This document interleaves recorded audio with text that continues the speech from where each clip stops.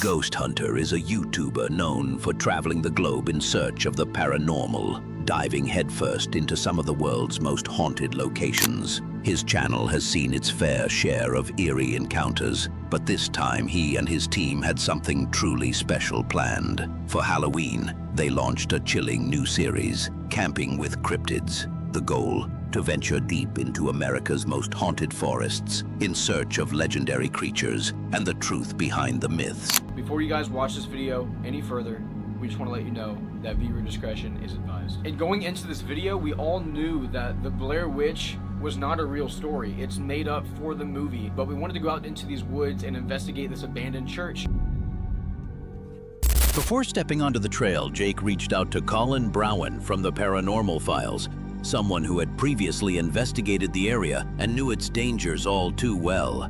Colin didn't hold back. He had some serious warnings to share. Do we gotta be worried about anything, bro? When I was out there, I straight up just started vomiting out of nowhere, which was really scary to me, especially since we backpacked all the way back there and I didn't have water or anything like that. Oh, damn. Yeah, people get murdered there. I think there's like at least 1 to a year. The freaky shit about that place is a lot of the murders have never been solved, so the killers are still out there, which is why it's Oh, God. I don't know about you, but if someone told me there were unsolved murderers possibly roaming the very forest I was about to explore, I'd probably rethink my weekend plans. But not this team. They pushed forward, because that's what paranormal investigators do. They make bold and sometimes questionable decisions, all for our viewing pleasure. Jake and his team arrived at the forest just as the sun began to set. Timing so perfect, it could have been scripted for a horror film. What is up, guys? Right now, we are at this parking lot, and we're about to go hunt for... No idea. We don't. So, without further ado, I guess we just go back there, bro. 1, 2, 3, Blair Witch, baby. 1, 2, 3, Blair Witch! And by the time we get to where we're going, it will be completely dark. Yep. So the further we go into the woods, the darker it'll get as we approach the church. How metaphoric and how symbolic is that, dude? Oh my God, guys, we're here. About halfway through their hike, the team began to notice unsettling signs. Unexplained sounds echoed through the trees. Branches twisted together in eerie, almost Blair Witch-like formations, and that unmistakable sensation that someone, or something, was following them. You know, just your average evening walk through a forest rumored to hide both cryptids and unsolved crimes. But that was only the beginning. As they neared their destination, a sound cut through the silence. Clear, unnerving, and unmistakable. They weren't alone out there. Wait, listen. Sounds like tribal drums. I see somebody down there. Come here, dude. Shh, dude. Dude, just walk down there. Shh. There's like tribal drums. Oh my God, boys. Noah, look at this, dude. Be careful, guys. There is people here. We don't know who they are. There's got to be like a party type thing going on because there were people. That's weird, though. That's weird that they're having it here. Dressed up as what? No, they were like dressed up in like nice clothes, like formal clothes. Okay. So we are here, dude. We're in here. the Blair Witch Church. We're here. We found it. Time to pack up and head back to civilization, right? Not quite. Because if there's one thing horror movies have taught us, it's that finding the creepy location is never the end of the story. It's barely even the beginning. Yeah. Let's explore it.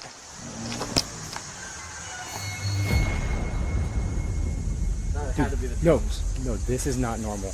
No, What is that? Sounded like No. War of the Worlds alien, bro. Guys, you guys are not concerned enough about this. That is tribal drums. That's not normal music. There's no way back here except for the f***ing trail we just walked, but no car was at the entrance. And that was just a tribal horn sounding thing, dude. Like, why would that be a sound back Dude, here? I don't know. That's not I didn't music. even know you could get back here No, that dude, way. you can't. You can only get back here from the trail. That's why I'm saying, why are they here? This is not good. I don't know what I see people. This isn't There's normal. got to be like a party on the creek, bro. There has to be. Let's go find out, but this is not normal. Because I got somebody on camera. Take a moment to really think about this. You've just hiked 30 minutes into a remote forest, accessible only by the trail you came in on. No other cars were parked at the entrance. So, who are these people? How did they get there? And perhaps most unsettling of all, why are they having what looks like a formal gathering in the middle of a forest known for its dark, haunted reputation? Choosing caution, the team keeps their distance and refocuses on their mission. They begin what appears to be a standard paranormal investigation, setting up music boxes, REM pods, and running the Necrometer app on their phone. At first, the responses seem familiar, paranormal staples. The entity identified itself as the Blair Witch. It claimed to be demonic in nature, and it issued a warning: don't stay in these woods too long. Yes. Okay, demon. Hello? Tell us who you are with this device. Tell us where you came from. Dude, if Do not touch. Do not touch what? What, dude? Oh, okay. What, bro? No, that was a weird sound. Is it talking about the divot box? Do not touch the divot box? Oh my God. Are you telling us do not touch the divot box that Colin brought? If you want us to be alone in this church, make that go off. The music box. Do not touch. I mean, that could be do not touch. Oh my God. It went off. It wants us to be alone, bro. Okay. Okay. Now we need to figure out who it wants to be alone. Exactly. Do you want Noah to be alone? He's right here. Does that make you happy? Oh my God, it just went off. It just... Oh my God. Please talk through this and tell me who you are or what you want. Give me any message and I'll understand it. Please, just a while. You want me to stay? Oh my God, it wants me to stay alone for a while, dude. The investigation delivered exactly the kind of evidence paranormal enthusiasts live for. Clear, direct responses, eerily relevant messages, and an overwhelming sense that something otherworldly was undeniably present. Are you trying to help us?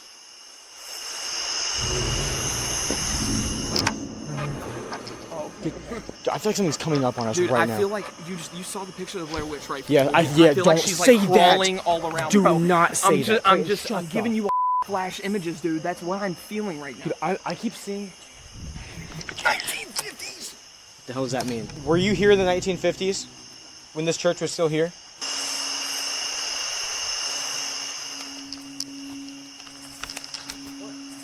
Did you not hear that? No. There's a massive... Something's moving. Something is moving. Something is moving in those bushes, dude. Right here, Clayton. It's right there. It's moving. No, get in here. It's a person. Come here. Come on. Despite the entity's warning that leaving could put them in danger, the team ultimately decides it's time to head out. With a 30-minute hike separating them from their car, they pack up their gear and begin the long, tense walk back through the dark forest. As they move through the trees, they keep the Necrometer app running, just in case something or someone isn't quite ready to let them go. No way, that said hidden. It said hidden. What? Like whoever's following us It is said hidden, hidden? bro. Motion. It said motion. I heard motion behind you, dude. I don't know, dude. Oh my God. Gun! It said gun! Hidden motion gun. Like someone's hiding. We got proof of the Blair Witch. Yeah, literal proof of the Blair Witch captured. So as we're walking back to the car, we're gonna end the video. But for the time being, Noah, what do they need to remember? Remember, anything is possible even when you survive the world's most haunted forest. See ya. Mission accomplished, right? They made it out of the Blair Witch Forest. The entity's warnings didn't come to pass. Time to head back to the hotel and start editing this incredible footage. Except, that's not where the story ends. Because sometimes, just when you think you've escaped, that's exactly when things start to unravel. Jake! What happened? Jake! What happened? Where? Where? Something stung you? Oh, damn. Okay, let's keep going. Yeah, come on. Keep going. Yeah, go. No, I can't. Jake, dude. I'm fine. You good? I can't. Dude. Dude, that's the worst pain I've ever felt. What? That was like a cicada killer. I saw it. Seconds after Jake's triumphant closing remarks, he suddenly cries out in pain, stung by a cicada killer wasp.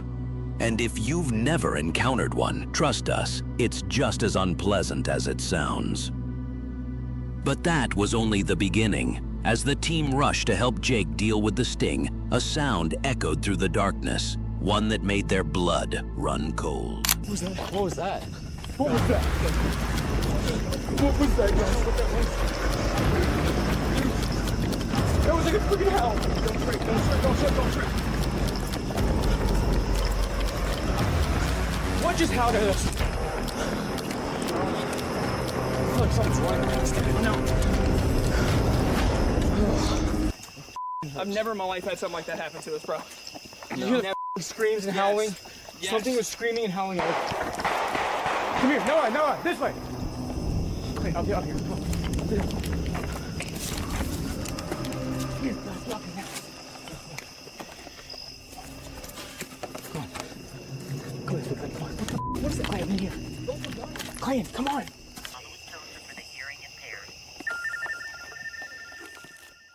The truth hit them like a wave. They were alone, deep in a forest where Colin had specifically warned them about unsolved murders. And now, someone was firing a gun nearby. These weren't warning shots. This wasn't hunting. It was happening in the dead of night, in a place long associated with violent crime. It was right in front of us. More like seven gunshots. Noah, stop talking. Stop. We were just filming a YouTube video out here on this trail, and then gunshots just started to happen on our way back to our car. For the next 40 minutes, the team huddled inside a nearby shed, waiting for police to arrive, unsure if the person firing shots knew they were there, or worse, was actively searching for them. When officers finally reached the scene, they swept the area for any signs of the shooter. But by then, whoever had pulled the trigger had vanished without a trace. The incident was serious enough that Jake and his team made a swift decision: cancel the remainder of their trip. They took a financial hit, losing money on hotel bookings, rental cars, and scheduled collaborations. But more importantly, they walked away with a sobering realization. In remote, haunted places like this, the real danger doesn't always come from ghosts or demons. Sometimes it's something far more real. Meet Johnny, the creator behind the YouTube channel Florida Boy Johnny. Known for his immersive storytelling and gripping explorations, Johnny takes viewers deep into the unknown, uncovering the hidden mysteries of forgotten, often dangerous places. With a distinctive narrative style that draws audiences in, Johnny and his friend Danny were about to learn firsthand just how unpredictable and terrifying these adventures can become. In October 2021, what began as a routine hiking and camping trip quickly took a turn. From the start, the journey was riddled with challenges. The trail was overgrown, difficult to follow, and choked with dense foliage that rose to their waists. To make matters worse, the ground was wet and treacherously slick, turning every step into a careful, uncertain move. That's pretty decent. Oh, there we go. There's somebody down here already. Uh-oh.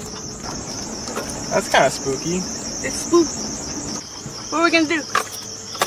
Well, he's parked exactly where we need to be. Of all places. Dig. / camping trip. Danny's over here dying. We both have like 900 pounds of gear on us. Oh no. And it's wet It's wet. and slippy. It's like a trail that's not even a trail. The crazy thing is this is the trail. And it's up to our waists. And there's spiders like this. Adding to their growing list of challenges, both Johnny and Danny ran into problems with their water supply. Danny's camelback straw detached, spilling out his water, while Johnny's container was punctured, causing a major loss of their remaining hydration.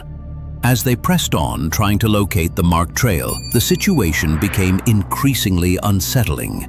The path ahead was barely visible, overgrown and unclear, making it harder with each step to stay on course or know if they were headed in the right direction.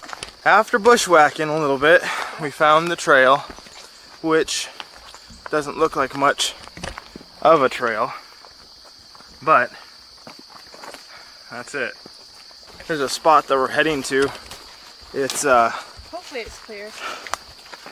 Essentially, it's in the middle of the woods.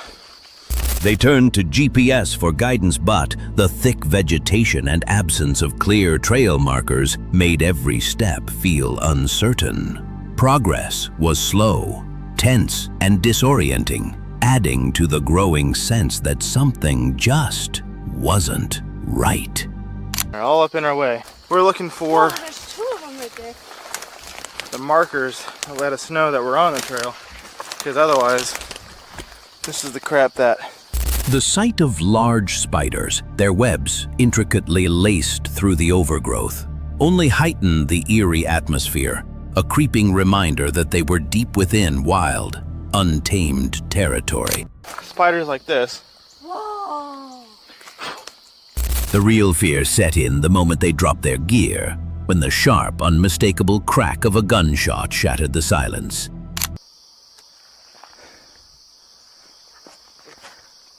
We're heading back the other way!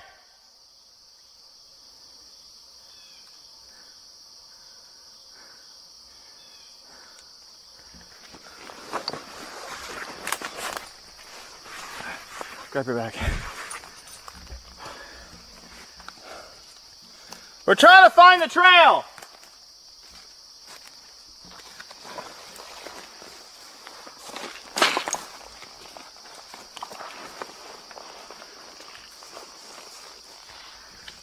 We're heading back the other direction!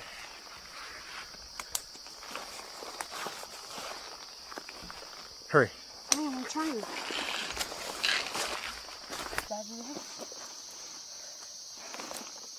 I just stopped recording too, and it whizzed by. Okay.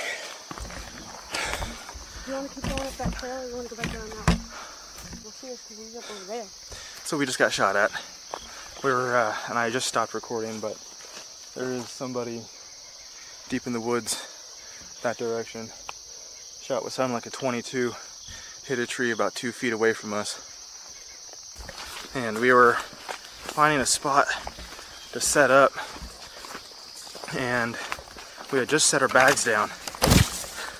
I set the camera down after I stopped recording, and a bullet 22 whizzed right above our heads into the tree that we were standing next to. And so I yelled out to him, whoever it was, got no response. Yelled out several more times, got one response, no idea what he said. I wonder if it's that fucking truck. It might be. Why in the fuck is he all the way out here fucking shooting at people? A .22 caliber bullet tore through the air, striking a tree just feet from where they stood. Seconds later, another shot rang out, this one slicing through the space directly above their heads, lodging into a tree mere inches away.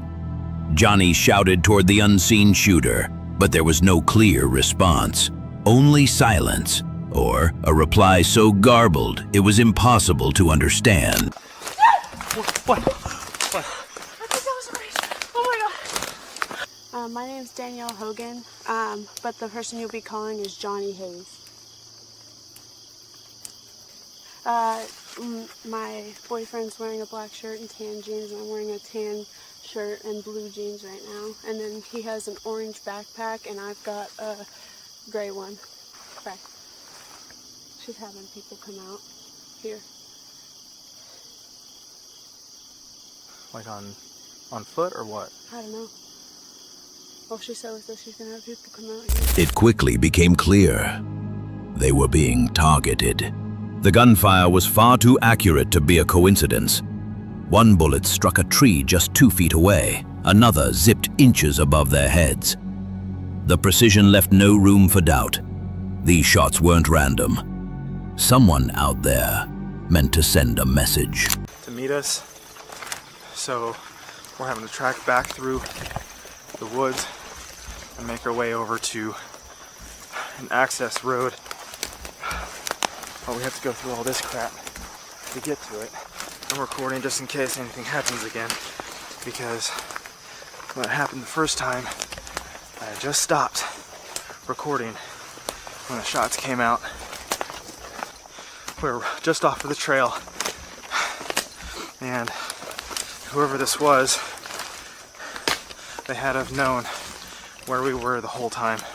One of those shots landed right above our heads in the tree that we were standing by. And essentially, we're right here. The round hit about right here, but on my right side. The first one, I'm not too sure where it hit, but I heard it whiz by. And then it was the second one. They quickly realized the unsettling truth. Whoever was firing at them knew exactly where they were. Gripped by panic and desperate for help, they tried contacting local authorities. But their remote location offered no immediate support.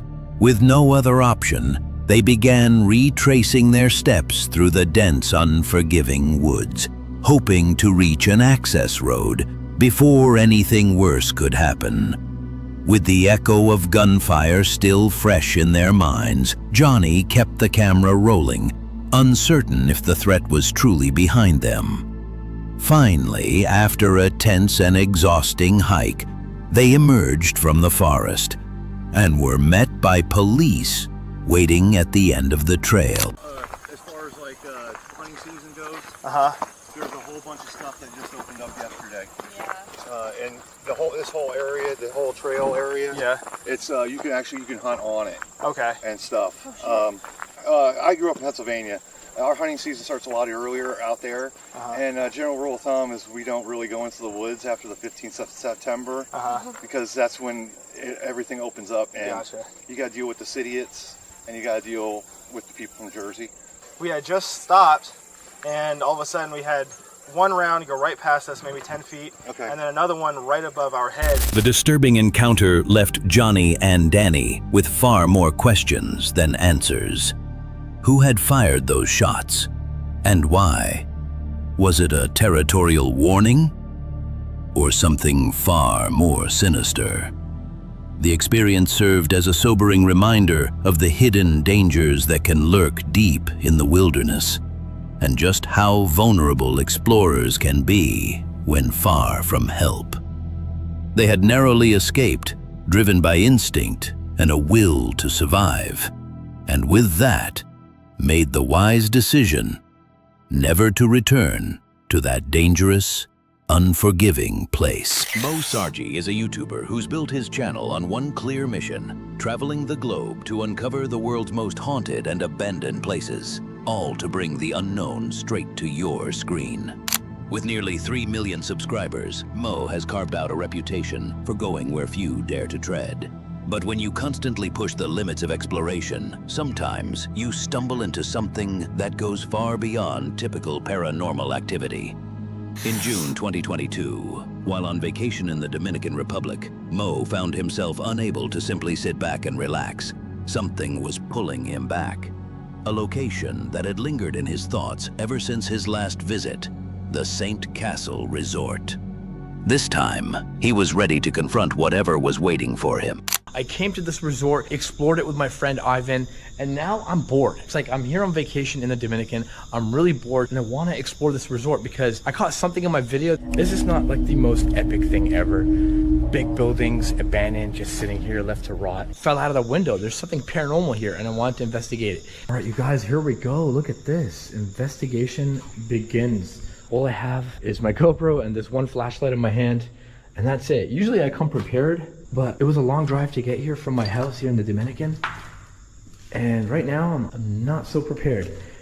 I did run into this drug dealer guy that lives here and has these vicious dogs, but it's on the other side of the resort. I'm not gonna go anywhere near that building. I'm just gonna stick to these buildings. Right from the start, it's clear this isn't going to be a typical Mo Sargi investigation. His usual prep work and backup plans, nowhere in sight. This time he's armed with nothing more than a GoPro, a single flashlight, and a burning curiosity about the mysterious object that fell from a window during his last visit.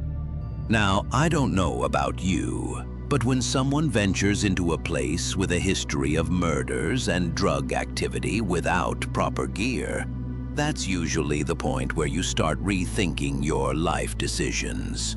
But Mo, He's not backing down. The plan was simple. Make it to the building, reach the upper floors, and finally uncover the truth behind what happened that night. What could possibly go wrong? So I'm pretty sure it was this building here. Fell out of this window. So I'm gonna go upstairs, check it out, and see if there's anything upstairs, something paranormal, something creepy.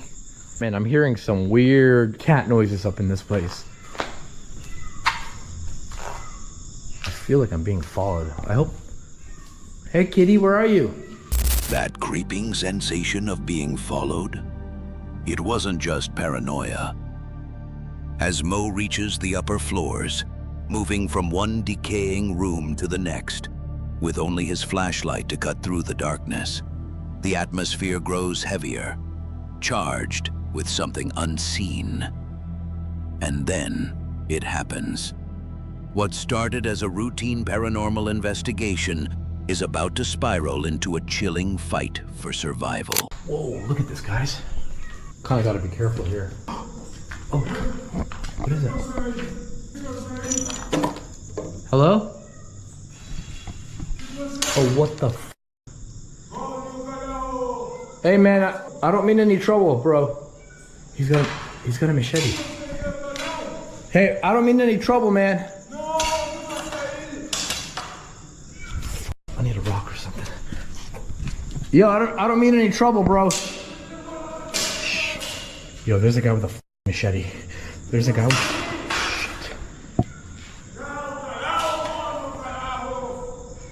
Okay. Oh, he's coming.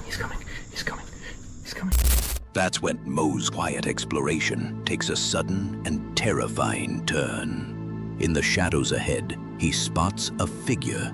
But this isn't a ghostly apparition or some fleeting paranormal presence.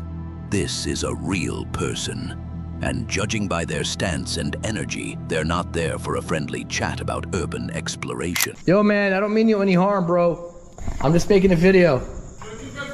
Oh, no. Please, yo, dude, why do you...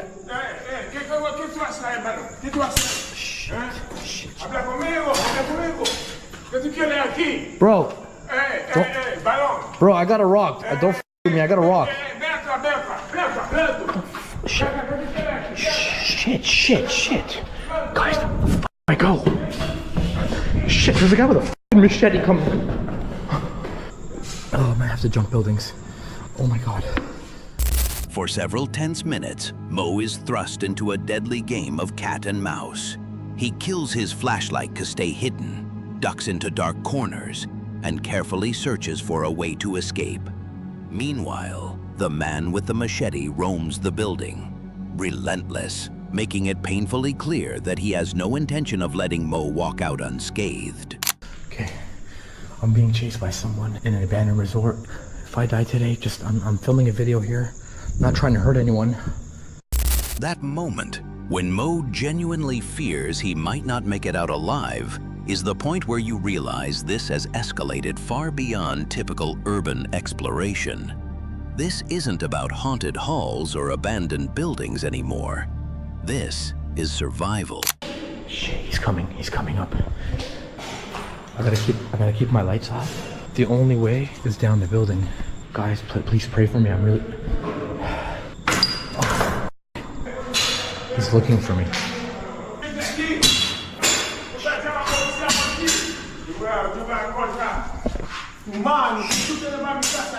Bro, I don't mean any... Dude, chill. Oh, what the fuck? What the fuck? Okay, I'm keeping my lights off.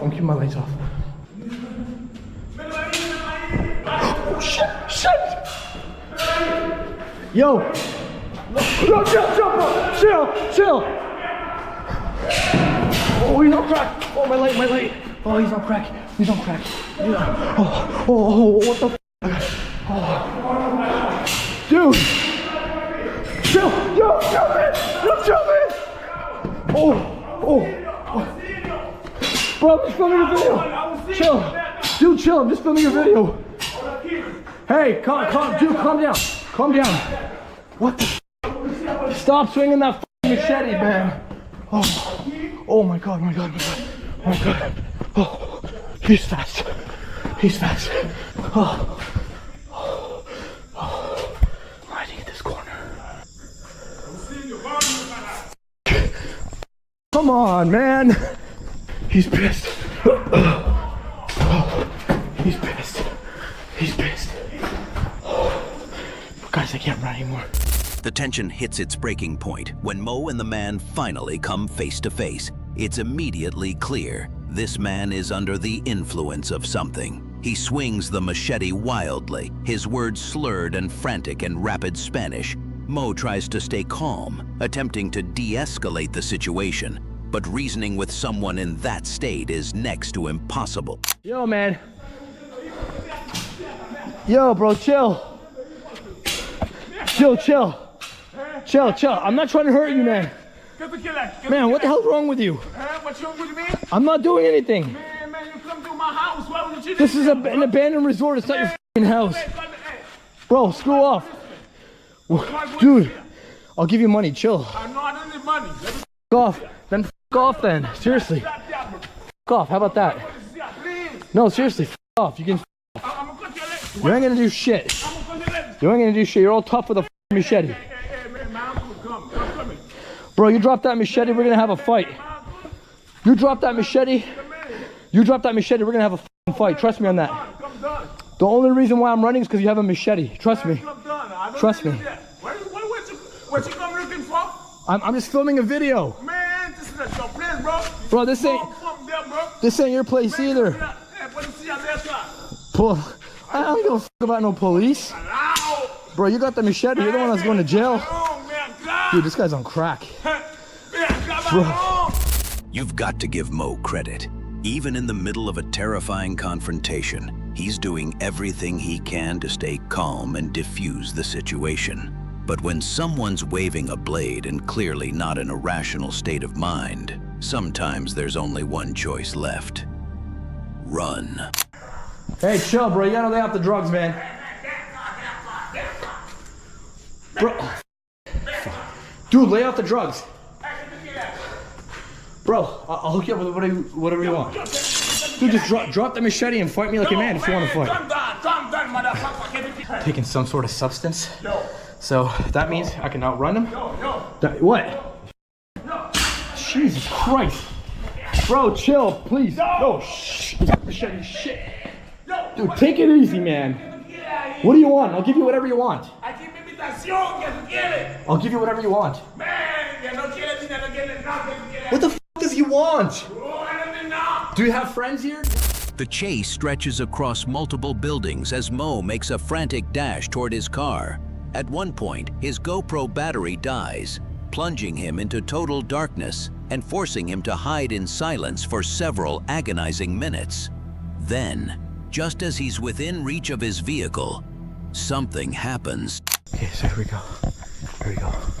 Okay, let's go. Okay, let's go. Oh, shit! Oh, no, please, guy. Dude, what the fuck? Oh, shit.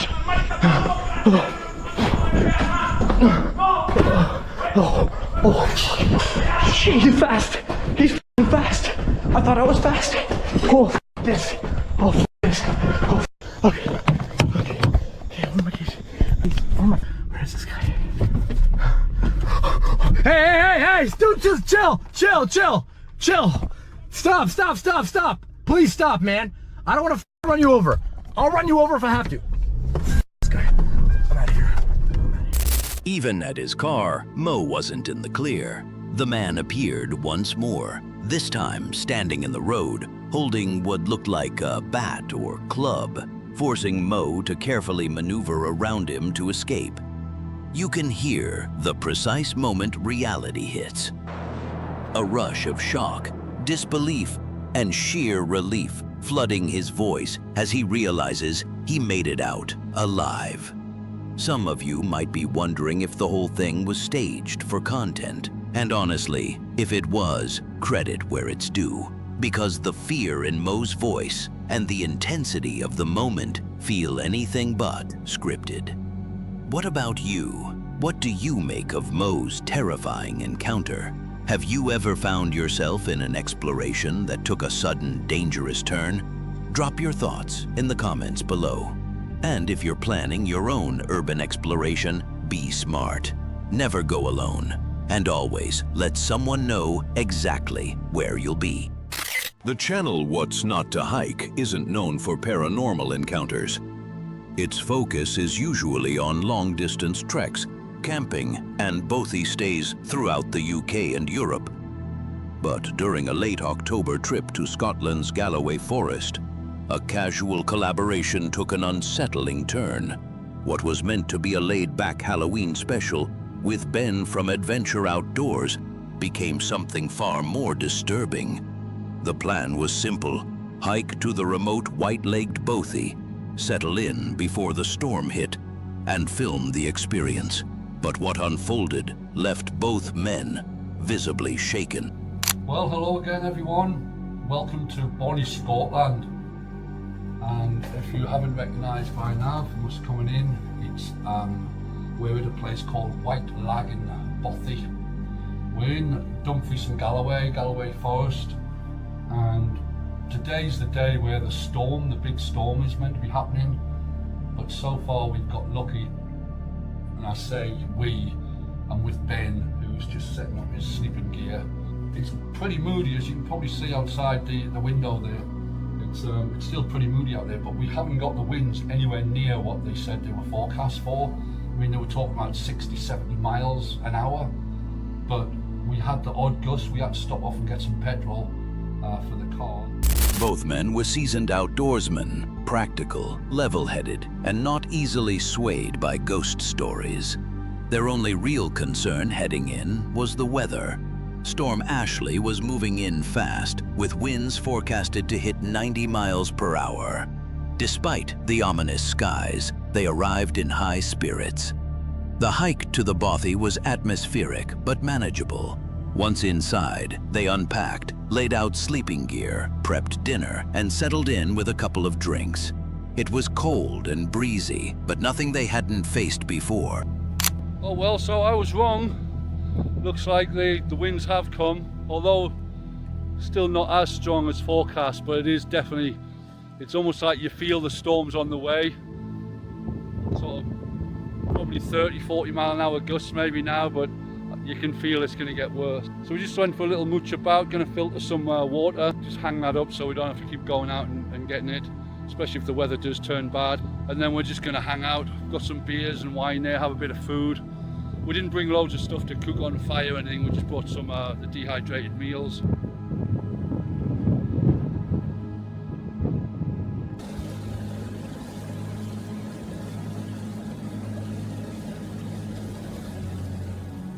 At first, the mood was exactly what you'd expect. Two friends riding out a storm in good spirits, swapping stories, checking gear, and laughing over the wind howling outside.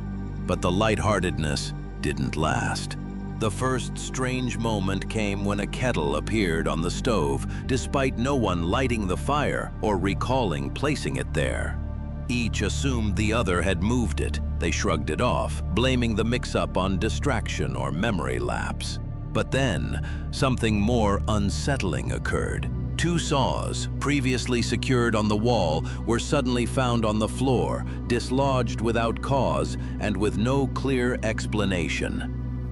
Let me show you around again. So that's the, well actually I'll have to spin the camera around. There's the candle, I think that looks really nice. Down here is the fireplace. Looks like Ben's got the kettle on. We haven't even got the fire on yet. Are you having a cup of tea? But the fire's not on though. I didn't move that car. No. Watch a bit of bothy TV in a bit, which is basically the fire. Sit in for a night and listen to the wind blow outside. Quite spooky. What with the saws and the kettle moving on its own, it's even spookier now, but as I say, I don't really believe in all that stuff, but a bit odd. Still trying to make sense of the strange occurrences, they carried on filming, setting up low-light cameras and digging into some dehydrated meals. But as the storm intensified outside, the mood inside the bothy shifted. A subtle tension began to creep in. Then the door slammed shut. Hard. The sudden bang startled them both, but what truly unsettled them was what came next. The door, heavy and solid, couldn't have moved from a simple gust. To prove it, the creator pushed against it on camera. It barely budged under normal force. Whatever had slammed it shut hadn't been the wind, and it hadn't been either of them. Found the bothy book. You put my glasses on though, to find as a bat. So this is popular, quite a popular bothy by the looks of it. Someone actually stayed last night. It was nice and tidy when we came in. So plaudits to whoever stayed here last night.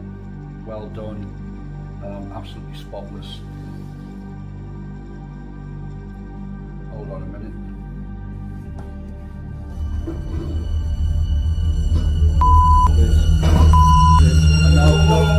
No, I'm out. I'm out of here. No.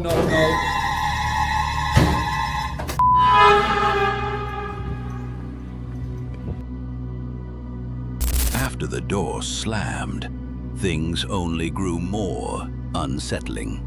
The camera light and backup battery, both fully charged, suddenly began to drain without explanation. A creeping sense of another presence settled heavily over the bothy. Though they chose to stay indoors, neither man felt comfortable remaining in the same room where the door had slammed shut. What began as a light-hearted Halloween adventure had spiraled into a true test of nerves.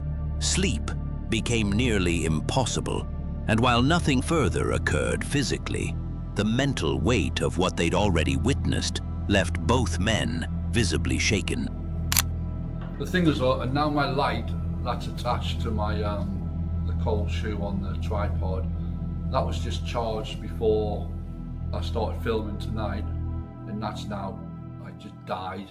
Weird stuff was going on earlier with the saws, so we're convinced the kettle, we've now convinced ourselves the kettle might have always been on the stove, but we have to look back at the previous footage when we came in to see where it was. But see, now this battery's dying as well on this camera, and it's again just been charged in this last like 2 hours or whatever. So something really weird going on. We were going to sleep in this room because it was a bit warmer than the other one, and plus the other one, the door's rattling from the wind, so, but there's no way I'm sleeping. By morning, both men agreed it was time to go. The bothy itself was in great condition, and the surrounding landscape was undeniably beautiful, but neither was willing to endure another night there. Though they weren't believers in the paranormal, they couldn't deny how strange the night had been. The unexplained movement of the kettle and saws, the slamming of the heavy door, and the sudden battery drain, all within such a short span, defied easy explanation. And it was all captured on film. The footage spoke for itself, leaving the audience to draw their own conclusions. So, what do you think really happened? Let me know. Exploring Alabama is a channel where the creator dives into the rich history of Alabama and beyond, documenting adventures through abandoned places, metal detecting, and searching city creeks for remnants of the past lost to time. With a deep love for uncovering hidden stories, he brings viewers along for each discovery. But on this particular outing, an Easter Sunday trip to a creek in Talladega National Forest, what he uncovers is far from ordinary and deeply unsettling. I drove up here to Chiaha to look for, well, I'm outside Chiaha State Park. I'm in the National Forest now, but I drove up here with the intentions of having a play date with this creek and following it up the other side. But I left my boots in my dad's yard after cutting grass. There's only one thing to do, and that's get these incredible shoes and gorgeous legs wet. So It's not a city creek, so I'm okay with that. If it were a city creek, depending on the city, I would probably head the other direction. I did saturate myself with bug spray. What I want to know is, what is the largest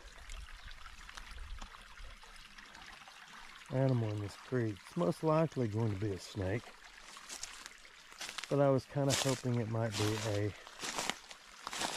wandering snapping turtle headed upstream. For most of the video, not much turns up.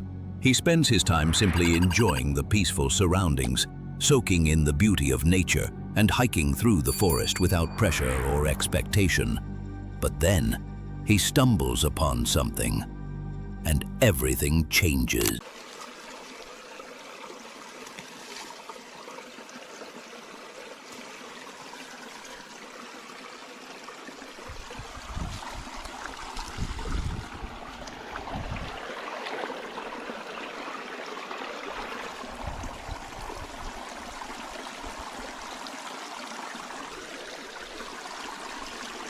That is a human mandible.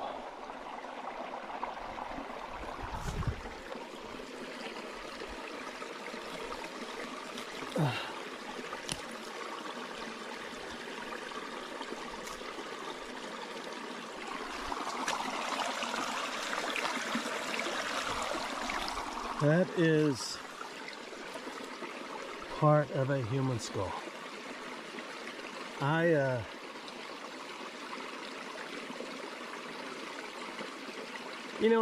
pulled it out. This is very disturbing to me. I pulled that out. I thought that was the points to a young buck, but I have spent enough time identifying deceased people by their dental records to know they did not have their molars removed and were all the way down to first, second bicuspid, and the laterals. I don't know what to do. I mean, I know what to do. I'm just a long way from anywhere. I tell you, the biggest thing that's bothering me right now is my heart's breaking, and I mean this literally, to the point of it kind of makes me want to cry, because somebody was looking for that person. What he found wasn't from an animal. It was a human mandible. Realizing the gravity of the discovery, he quickly left the woods, got into his car, and called the police. Authorities arrived shortly after, and he led them back to the exact spot where he made the chilling find. I didn't dig anymore. This was right here. I don't know, maybe backwards, but I don't know what that is. There's more stuff up there. How far? You know, it's on up around the corner and everything, but you know, where people have been there, like an old rotten wooden spoon and you know, a little bit of trash, but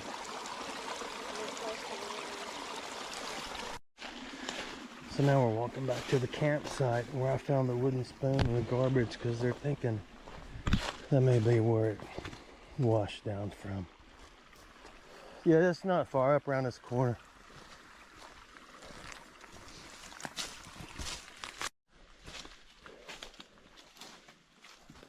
Whoever was living here. The next morning, pile of bare food. The police conducted a full investigation and confirmed the remains were human. Toward the end of the video, the creator shares a chilling theory the authorities had discussed. Years ago, a cult had taken root in the area, one that eventually fractured due to a power struggle between two individuals, each vying to become its leader. According to reports, one of them allegedly took the life of the other. The suspected victim often referred to as the Chief, was never found and was officially declared missing.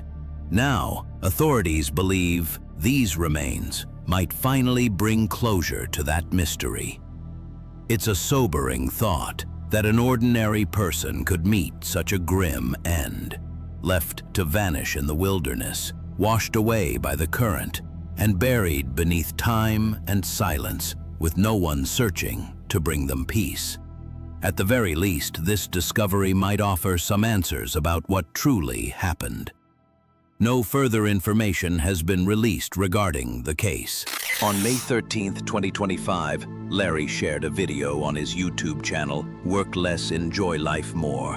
What began as a straightforward winter overlanding trip into the remote wilderness of Moab, Utah, quickly took a darker turn. Joined by friends Vic and Jeremy, the plan was simple: spend a few peaceful days fishing, relaxing, and camping beneath the stars in their custom-built rigs. But by the end of the trip, Larry would capture what he now describes as the most unsettling experience he's ever had while camping. For days, the group had been completely off-grid, camped high in the mountains near a secluded alpine lake, promising isolation and the perfect spot for trout. Back, my name is Larry. If you're new, we're actually camping in Moab, Utah this time. It's very windy today, so hopefully you can hear me over the wind, but I'm actually camping with a friend of mine, Vic.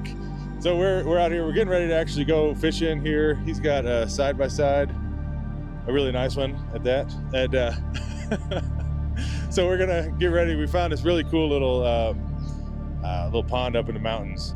So we're gonna head up that way, and we already kind of pre-scouted it out, and there's so many fish in there. I think it should be pretty easy to catch a fish this time. I know it's been like 4 videos in a row now I haven't been able to catch anything, but I have a good feeling this time that we're both gonna catch them. Yeah. They spent the first part of the day traversing rugged terrain, casting lines into icy alpine waters, spotting wildlife, and soaking in the vast, dramatic views of the Utah desert. It was the kind of overlanding day most only dream of: grueling, scenic, and blissfully uncomplicated. That evening, with wind gusts nearing 30 miles per hour and temperatures plummeting, they chose to bunker down around a makeshift fire built inside an old ammo can. Dinner came courtesy of a supply run into town: hot honey chicken sandwiches from a local brewery, avoiding the need to cook in the howling wind. So we had plans to make a dinner tonight, but one of Vic's friends is also camping with us. He left earlier to go into town, so he's picking us up some sort of chicken sandwich from a brewery, from Moab Brewery, right? Yeah, so looking forward to that. So I guess I'm not gonna be cooking dinner tonight, but that's all right. Should be worth it. We've been sitting out here, we've been wanting to make a real fire, but it's just the winds have just been so strong all night, nonstop. I don't know what they are, 30-mile-an-hour winds or something. You see the full moon back there. That's nice. But yeah, we've just been sitting around a little ammo can fire pit tonight, and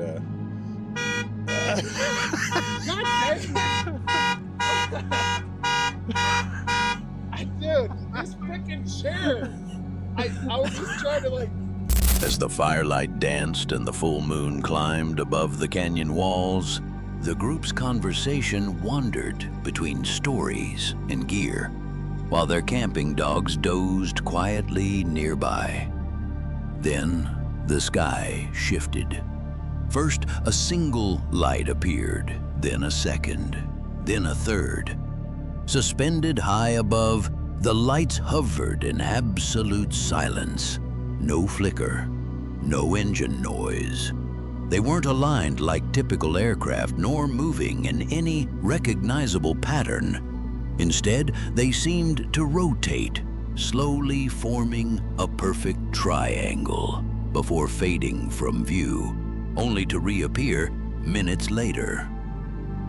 For nearly an hour, the lights returned again and again, always in the same area, always soundless.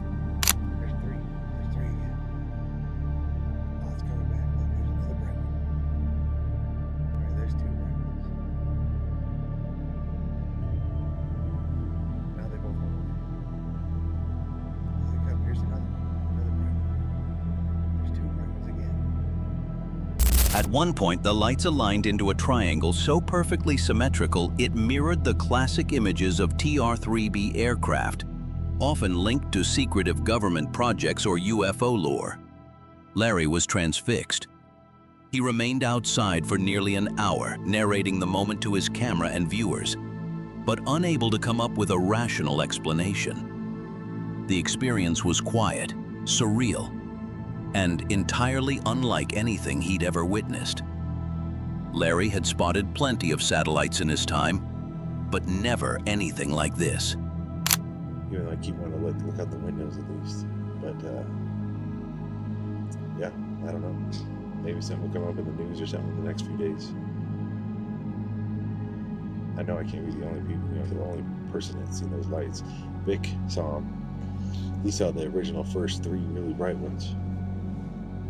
But I couldn't get my camera phone out fast enough. And then whenever I did, it was like too dark. I had to get this camera, the Osmo Pocket 3, which can see at night a lot better. So once I got that out, I never really saw the 3 in a row like a triangle again.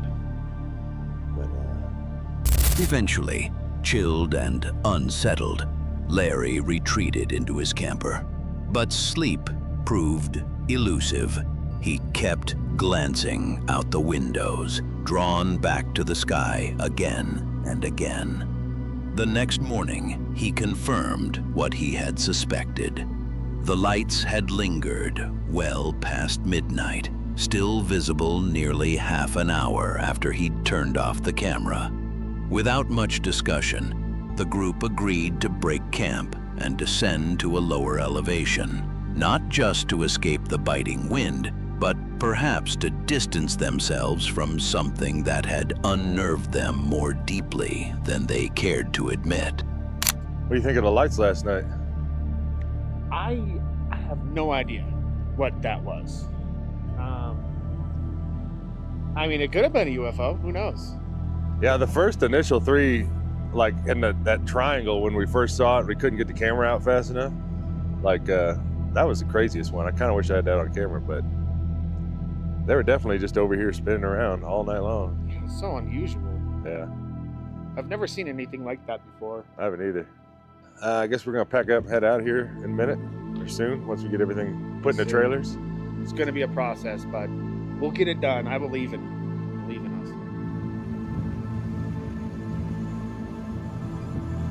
All right, Jeremy's gonna go find us a couple spots. Hopefully. Crossing fingers. It's a cool van, I like it. It really is, isn't it? Larry hadn't set out to find UFOs. He wasn't night hiking, stargazing, or chasing the unexplained. He was simply camping. And then, something in the sky changed everything. It's moments like these, uninvited, unexpected, that leave the deepest mark. Some forests inspire awe, while others leave you with questions that linger forever. If any of these encounters sent a chill down your spine, share your thoughts in the comments. And remember to like and subscribe for more horror content from Shadows of the Wild. Until next time, stay safe out there, because you never truly know what's waiting in the woods. That's all we have for today. Stay tuned for more.